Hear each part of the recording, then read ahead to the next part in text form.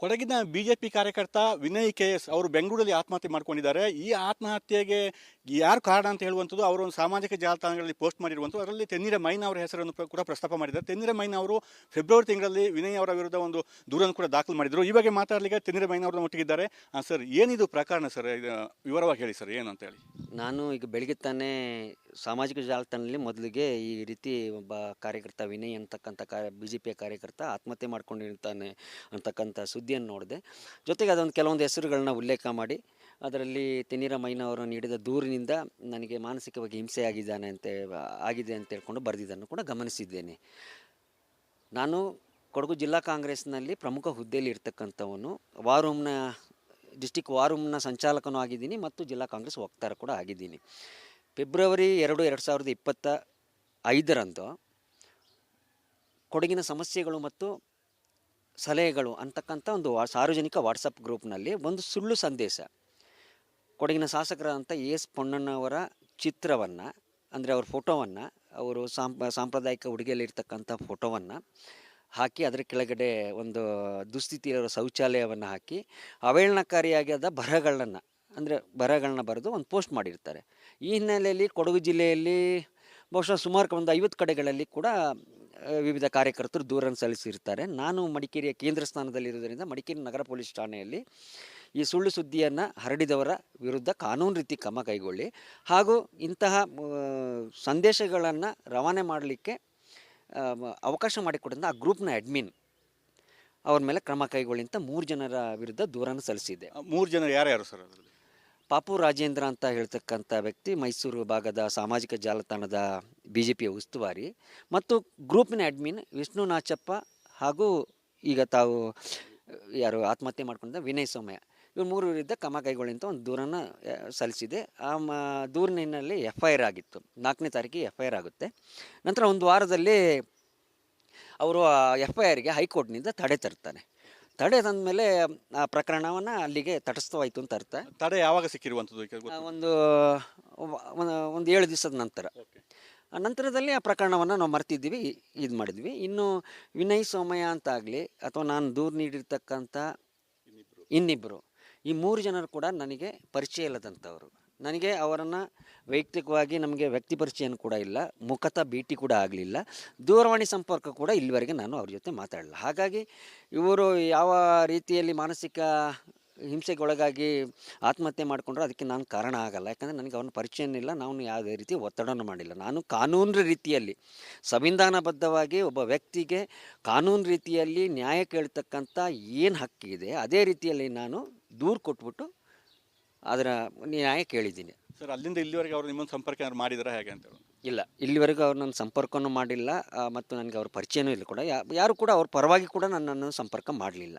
Okay, ಏನಿರ್ಬೋದು sir? ಈಗ ನಿಮ್ಮ ಹೆಸರು ಕೂಡ ಅಲ್ಲಿ ಹಾಕಿರುವಂಥದ್ದು ಸಾಮಾಜಿಕ ಜಾಲತಾಣಗಳಲ್ಲಿ, ಪ್ರಮುಖ ಕಾರಣ ತೆನ್ನಿರ ಮೈನ ಅಂತ ಹೇಳುವಂಥದ್ದು, ಇದು ಯಾಕೆ ಹೀಗೆ ಮಾಡಿರ್ಬೋದು ಅಂತ? ಈಗ ನಾನು ಯಾವುದೋ ಒಂದು ರೀತಿಯಲ್ಲಿ ಅನ್ಯಾಯ ಅಂತ ಕಂಡಾಗ ನಮ್ಮ ಸಂವಿಧಾನ ಏನು ಹೇಳುತ್ತೆ, ಸಮಾನತೆಯ ಆಧಾರದಲ್ಲಿ ನ್ಯಾಯ ಪಡೆಯೋ ಹಕ್ಕು ಪ್ರತಿಯೊಬ್ಬರಿಗೆ ಇದೆ ಅಂತಿದೆ.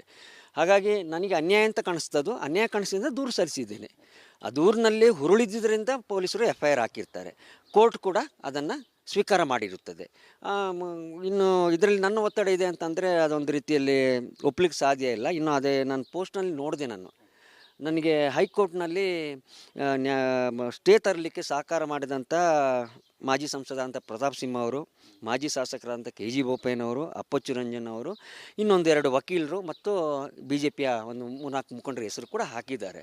ಅದು ಯಾವ ರೀತಿ ಅವರು ಸಹಕಾರ ನೀಡಿದ್ದಾರೆ ಏನೋ ಗೊತ್ತಿಲ್ಲ. ಸಹಕಾರ ನೀಡಿದ ಮೇಲೆ ಇತ್ಯರ್ಥ ಆಯ್ತು ಅಂತ ಅರ್ಥ. ಬಟ್ ಏನಾಗಿದೆ ಅಂತ ಹೇಳ್ಕೊಂಡು ಅದು ಆಂತರಿಕವಾಗಿ ಅವರಲ್ಲಿ ಚರ್ಚೆ ನಡೆದರೆ ಗೊತ್ತಾಗ್ಬೋದು ಅಂತ ನನ್ನ ಅನಿಸಿಕೆ. ಮತ್ತು ನನಗೆ ಅನಿಸ್ತಾ ಇದೆ ಆತ ಒಂದಷ್ಟು ಮಾನಸಿಕ ಕ್ಷೋಭೆಗೆ ಒಳಗಾಗಲಿಕ್ಕೆ ಆತನ ಸಂಪರ್ಕದಲ್ಲಿದ್ದಂಥವರು ಏನಾದರೂ ಎದುರಿಸಿ ಇರ್ಬೋದು ಅಂತ ನನಗನ್ನಿಸ್ತಾ ಇದೆ. ಕೊಡಗಿನ ಬಿಜೆಪಿ ಕಾರ್ಯಕರ್ತ ವಿನಯ್ ಕೆಎಸ್ ಅವರು ಬೆಂಗಳೂರಲ್ಲಿ ಆತ್ಮಹತ್ಯೆ ಮಾಡ್ಕೊಂಡಿದ್ದಾರೆ. ಈ ಆತ್ಮಹತ್ಯೆಗೆ ಯಾರು ಕಾರಣ ಅಂತ ಹೇಳುವಂಥದ್ದು ಅವರು ಒಂದು ಸಾಮಾಜಿಕ ಜಾಲತಾಣಗಳಲ್ಲಿ ಪೋಸ್ಟ್ ಮಾಡಿರುವಂಥದ್ದು. ಅದರಲ್ಲಿ ತೆನ್ನಿರ ಮೈನ್ ಅವರ ಹೆಸರನ್ನು ಕೂಡ ಪ್ರಸ್ತಾಪ ಮಾಡಿದ್ದಾರೆ. ತೆನ್ನಿರ ಮೈನ್ ಅವರು ಫೆಬ್ರವರಿ ತಿಂಗಳಲ್ಲಿ ವಿನಯ್ ಅವರ ವಿರುದ್ಧ ಒಂದು ದೂರನ್ನು ಕೂಡ ದಾಖಲು ಮಾಡಿದರು. ಈ ಬಗ್ಗೆ ಮಾತಾಡಲಿಕ್ಕೆ ತೆನ್ನಿರ ಮೈನ್ ಅವರನ್ನ ಒಟ್ಟಿಗಿದ್ದಾರೆ. ಸರ್, ಏನಿದು ಪ್ರಕರಣ ಸರ್? ವಿವರವಾಗಿ ಹೇಳಿ ಸರ್, ಏನು ಅಂತ ಹೇಳಿ. ನಾನು ಈಗ ಬೆಳಗ್ಗೆ ತಾನೇ ಸಾಮಾಜಿಕ ಜಾಲತಾಣದಲ್ಲಿ ಮೊದಲಿಗೆ ಈ ರೀತಿ ಒಬ್ಬ ಕಾರ್ಯಕರ್ತ ವಿನಯ್ ಅಂತಕ್ಕಂಥ BJPಯ ಕಾರ್ಯಕರ್ತ ಆತ್ಮಹತ್ಯೆ ಮಾಡ್ಕೊಂಡಿರ್ತಾನೆ ಅಂತಕ್ಕಂಥ ಸುದ್ದಿಯನ್ನು ನೋಡಿದೆ.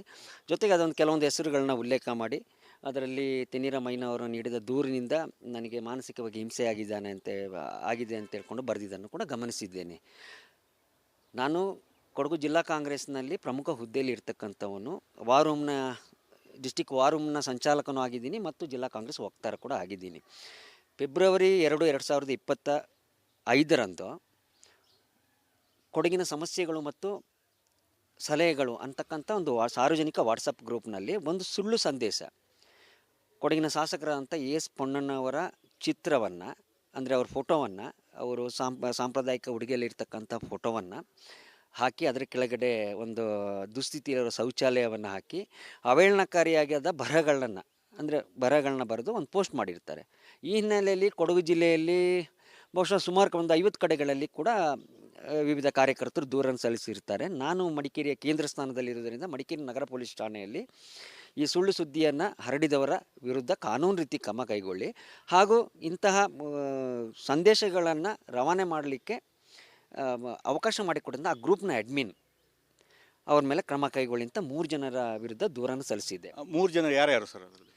ಪಾಪು ರಾಜೇಂದ್ರ ಅಂತ ಹೇಳ್ತಕ್ಕಂಥ ವ್ಯಕ್ತಿ ಮೈಸೂರು ಭಾಗದ ಸಾಮಾಜಿಕ ಜಾಲತಾಣದ BJPಯ ಉಸ್ತುವಾರಿ ಮತ್ತು ಗ್ರೂಪಿನ ಅಡ್ಮಿನ್ ವಿಷ್ಣು ನಾಚಪ್ಪ ಹಾಗೂ ಈಗ ತಾವು ಯಾರು ಆತ್ಮಹತ್ಯೆ ಮಾಡ್ಕೊಂಡಿದ್ದ ವಿನಯ್ ಸೋಮಯ್ಯ, ಇವ್ರು 3 ವಿರುದ್ಧ ಕ್ರಮ ಕೈಗೊಳ್ಳಿ ಅಂತ ಒಂದು ದೂರನ್ನು ಸಲ್ಲಿಸಿದೆ. ಆ ದೂರಿನ ಹಿನ್ನೆಲೆಯಲ್ಲಿ FIR ಆಗಿತ್ತು. 4ನೇ ತಾರೀಕಿಗೆ FIR ಆಗುತ್ತೆ.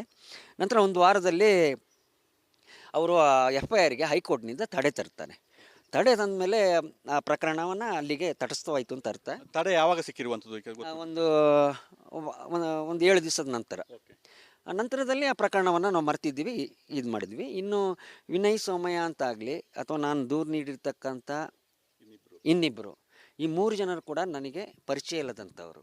ನನಗೆ ಅವರನ್ನು ವೈಯಕ್ತಿಕವಾಗಿ ನಮಗೆ ವ್ಯಕ್ತಿ ಪರಿಚಯನೂ ಕೂಡ ಇಲ್ಲ, ಮುಖತಃ ಭೇಟಿ ಕೂಡ ಆಗಲಿಲ್ಲ, ದೂರವಾಣಿ ಸಂಪರ್ಕ ಕೂಡ ಇಲ್ಲಿವರೆಗೆ ನಾನು ಅವ್ರ ಜೊತೆ ಮಾತಾಡಲಿಲ್ಲ. ಹಾಗಾಗಿ ಇವರು ಯಾವ ರೀತಿಯಲ್ಲಿ ಮಾನಸಿಕ ಹಿಂಸೆಗೊಳಗಾಗಿ ಆತ್ಮಹತ್ಯೆ ಮಾಡಿಕೊಂಡ್ರೆ ಅದಕ್ಕೆ ನಾನು ಕಾರಣ ಆಗಲ್ಲ. ಯಾಕಂದರೆ ನನಗೆ ಅವ್ರನ್ನ ಪರಿಚಯನೂ ಇಲ್ಲ, ನಾನು ಯಾವುದೇ ರೀತಿ ಒತ್ತಡವನ್ನು ಮಾಡಿಲ್ಲ. ನಾನು ಕಾನೂನು ರೀತಿಯಲ್ಲಿ ಸಂವಿಧಾನಬದ್ಧವಾಗಿ ಒಬ್ಬ ವ್ಯಕ್ತಿಗೆ ಕಾನೂನು ರೀತಿಯಲ್ಲಿ ನ್ಯಾಯ ಕೇಳ್ತಕ್ಕಂಥ ಏನು ಹಕ್ಕಿದೆ ಅದೇ ರೀತಿಯಲ್ಲಿ ನಾನು ದೂರು ಕೊಟ್ಬಿಟ್ಟು ಅದರ ನ್ಯಾಯ ಕೇಳಿದ್ದೀನಿ. ಸರ್, ಅಲ್ಲಿಂದ ಇಲ್ಲಿವರೆಗೆ ಅವರು ನಿಮ್ಮನ್ನು ಸಂಪರ್ಕ ಏನಾದ್ರು ಮಾಡಿದಾರಾ ಹೇಗೆ ಅಂತ? ಇಲ್ಲ, ಇಲ್ಲಿವರೆಗೂ ಅವ್ರು ನನ್ನ ಸಂಪರ್ಕನೂ ಮಾಡಿಲ್ಲ ಮತ್ತು ನನಗೆ ಅವ್ರ ಪರಿಚಯನೂ ಇಲ್ಲ ಕೂಡ. ಯಾರು ಕೂಡ ಅವ್ರ ಪರವಾಗಿ ಕೂಡ ನನ್ನನ್ನು ಸಂಪರ್ಕ ಮಾಡಲಿಲ್ಲ. ಏನಿರ್ಬೋದು ಸರ್? ಈಗ ನಿಮ್ಮ ಹೆಸರು ಕೂಡ ಅಲ್ಲಿ ಹಾಕಿರುವಂಥದ್ದು ಸಾಮಾಜಿಕ ಜಾಲತಾಣಗಳಲ್ಲಿ ಪ್ರಮುಖ ಕಾರಣ ತೆನ್ನೀರ ಮೈನಾ ಅಂತ ಹೇಳುವಂಥದ್ದು, ಇದು ಯಾಕೆ ಹೀಗೆ ಮಾಡಿರ್ಬೋದು ಅಂತ? ಈಗ ನಾನು ಯಾವುದೋ ಒಂದು ರೀತಿಯಲ್ಲಿ ಅನ್ಯಾಯ ಅಂತ ಕಂಡಾಗ ನಮ್ಮ ಸಂವಿಧಾನ ಏನು ಹೇಳುತ್ತೆ, ಸಮಾನತೆಯ ಆಧಾರದಲ್ಲಿ ನ್ಯಾಯ ಪಡೆಯೋ ಹಕ್ಕು ಪ್ರತಿಯೊಬ್ಬರಿಗೆ ಇದೆ ಅಂತಿದೆ. ಹಾಗಾಗಿ ನನಗೆ ಅನ್ಯಾಯ ಅಂತ ಕಾಣಿಸ್ತದ್ದು, ಅನ್ಯಾಯ ಕಾಣಿಸಿದ ದೂರು ಸಲ್ಲಿಸಿದ್ದೇನೆ. ಆ ದೂರಿನಲ್ಲಿ ಹುರುಳಿದ್ದರಿಂದ ಪೊಲೀಸರು FIR ಹಾಕಿರ್ತಾರೆ, ಕೋರ್ಟ್ ಕೂಡ ಅದನ್ನು ಸ್ವೀಕಾರ ಮಾಡಿರುತ್ತದೆ. ಇನ್ನು ಇದರಲ್ಲಿ ನನ್ನ ಒತ್ತಡ ಇದೆ ಅಂತಂದರೆ ಅದೊಂದು ರೀತಿಯಲ್ಲಿ ಒಪ್ಲಿಕ್ಕೆ ಸಾಧ್ಯ ಇಲ್ಲ. ಇನ್ನು ಅದೇ ನಾನು ಪೋಸ್ಟ್ನಲ್ಲಿ ನೋಡಿದೆ, ನನಗೆ ಹೈಕೋರ್ಟ್ನಲ್ಲಿ ಸ್ಟೇ ತರಲಿಕ್ಕೆ ಸಹಕಾರ ಮಾಡಿದಂಥ ಮಾಜಿ ಸಂಸದ ಪ್ರತಾಪ್ ಸಿಂಹ ಅವರು, ಮಾಜಿ ಶಾಸಕರಾದಂಥ KG ಬೋಪಯ್ಯನವರು, ಅಪ್ಪಚ್ಚು ರಂಜನ್ ಅವರು, ಇನ್ನೊಂದು 2 ವಕೀಲರು ಮತ್ತು BJPಯ ಒಂದು 3-4 ಮುಖಂಡರ ಹೆಸರು ಕೂಡ ಹಾಕಿದ್ದಾರೆ. ಅದು ಯಾವ ರೀತಿ ಅವರು ಸಹಕಾರ ನೀಡಿದ್ದಾರೆ ಏನೋ ಗೊತ್ತಿಲ್ಲ. ಸಹಕಾರ ನೀಡಿದ ಮೇಲೆ ಇತ್ಯರ್ಥ ಆಯ್ತು ಅಂತ ಅರ್ಥ. ಬಟ್ ಏನಾಗಿದೆ ಅಂತ ಹೇಳ್ಕೊಂಡು ಅದು ಆಂತರಿಕವಾಗಿ ಅವರಲ್ಲಿ ಚರ್ಚೆ ನಡೆದರೆ ಗೊತ್ತಾಗ್ಬೋದು ಅಂತ ನನ್ನ ಅನಿಸಿಕೆ. ಮತ್ತು ನನಗನ್ನಿಸ್ತಾ ಇದೆ ಆತ ಒಂದಷ್ಟು ಮಾನಸಿಕ ಕ್ಷೋಭೆಗೆ ಒಳಗಾಗಲಿಕ್ಕೆ ಆತನ ಸಂಪರ್ಕದಲ್ಲಿದ್ದಂಥವರು ಏನಾದರೂ ಎದುರಿಸಿ ಇರ್ಬೋದು ಅಂತ ನನಗನ್ನಿಸ್ತಾ ಇದೆ.